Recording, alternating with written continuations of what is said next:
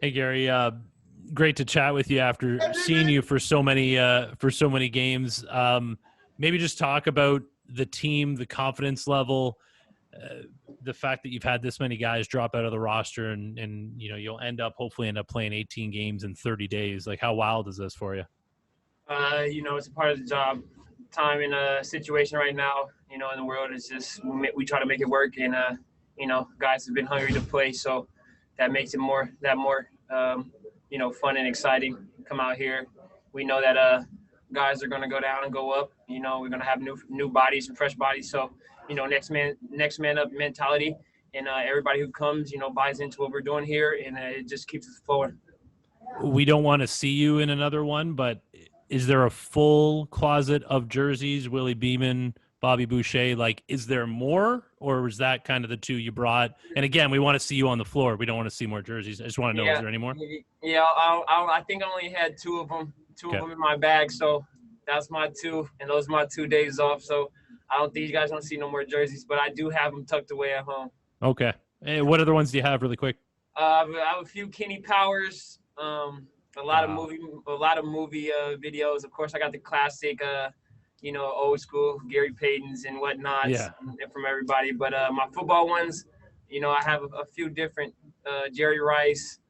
You could have stopped at Kenny Powers, to be honest with you. Yeah, you topped out there, buddy. So get some rest. Thanks, bud. Thank you. We'll go to Amy. Hi, Gary. Great game. Every single person that we've talked to from this organization, coach or player, first thing they say is GP's our leader, great voice.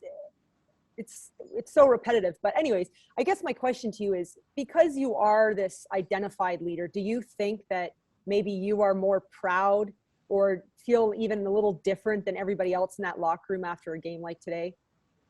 No, our guys, since we've been here, everybody's been leader. I've been a leader, and like you guys said, I've been out a couple games, so I've been trying to do the best that I can, to still be on the court with them from the sideline, and it just carries over.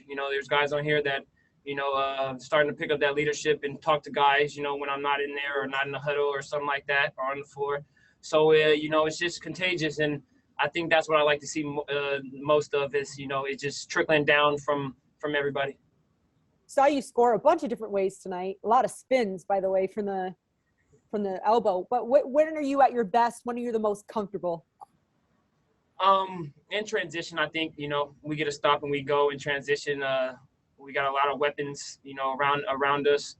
Guys shooting threes, guys great cutters, and then we have Alizé. He's kind of like our man in the middle. He does everything for us, and we just try to pick up, piggyback off them and piggyback off each other and get the job done.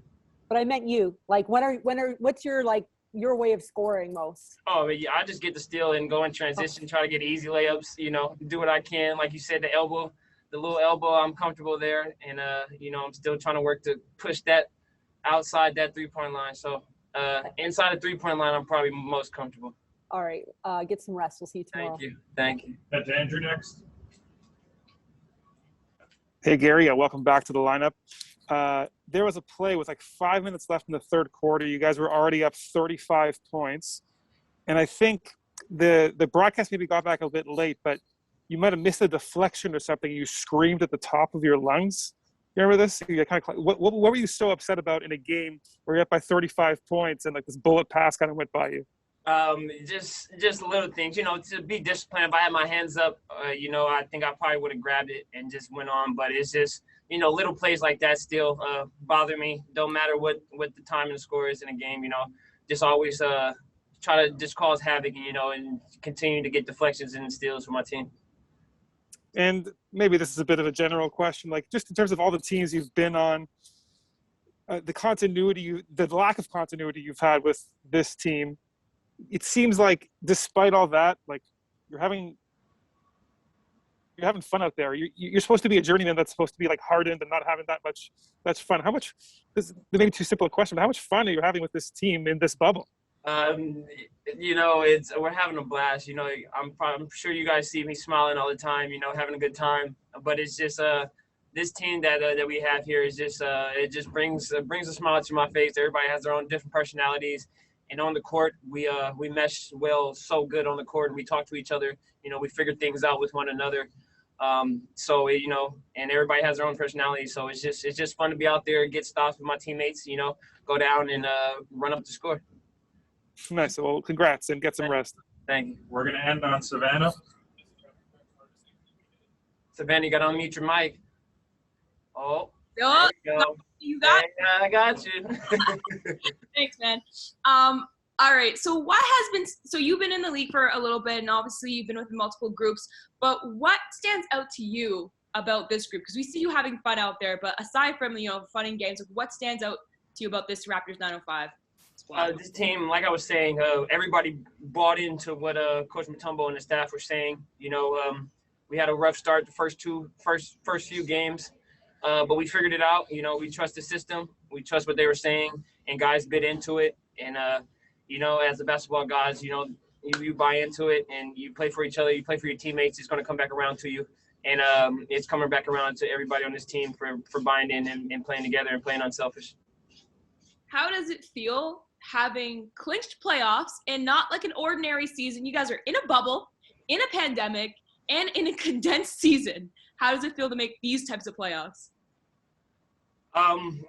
Besides everything you said, it's still basketball. And I don't think, no matter where we play, I think we were still going to be unselfish and buy into what this organization, wants to do. But, we still got a few games left. We're not satisfied, and we know our best basketball is yet to come. Does it feel like any different? Do you mean does it have a special feeling because of all these factors, or is it just same old? I don't know if we would call it special. It's just different. It's just a little different. I think we don't have to move around too much and travel. So, I kind of like that. We're staying in one spot and we just got to play here.